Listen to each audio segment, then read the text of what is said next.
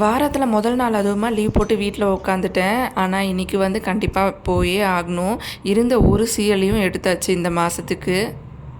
இந்த அமைதி, சந்தோஷம், நிம்மதி இதெல்லாம் வெளியில் எவ்வளோ தேடினாலும் கிடைக்காது. அது எல்லாமே நமக்குள்ளே தான் இருக்குது. நம்ம தான் அதை வெளியில் கொண்டு வரணும். நம்மளை யாராச்சும் சந்தோஷமாக வச்சுப்பாங்க அப்படின்னு நம்ம நினைக்கவே கூடாது. நம்ம தான் சந்தோஷமாக வச்சுக்கணும்.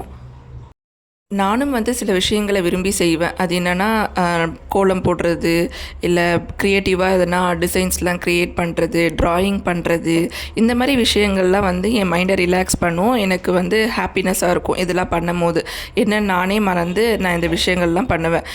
இதே மாதிரி நம்மளோட ரொட்டீன் லைஃப்லேயே நமக்கு பிடிச்ச வேலைகள்லாம் இருக்கும். அதை நம்ம வந்து செஞ்சுட்டு வந்தாலே போதும். நம்மளோட ஹாப்பினஸ் நம்மக்கிட்டே இருக்கும். நம்ம போய் வெளியில் எங்கேயோ தேட வேண்டிய அவசியமே கிடையாது.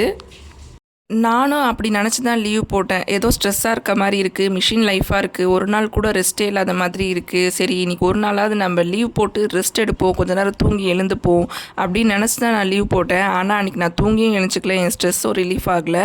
ஸோ இதுலேருந்து தான் எனக்கு புரிஞ்சுது, நம்ம வந்து எதையோ தேடிகிட்டு இருக்கோம், ஆனால் அது நமக்குள்ளே தான் இருக்குது அப்படின்னு.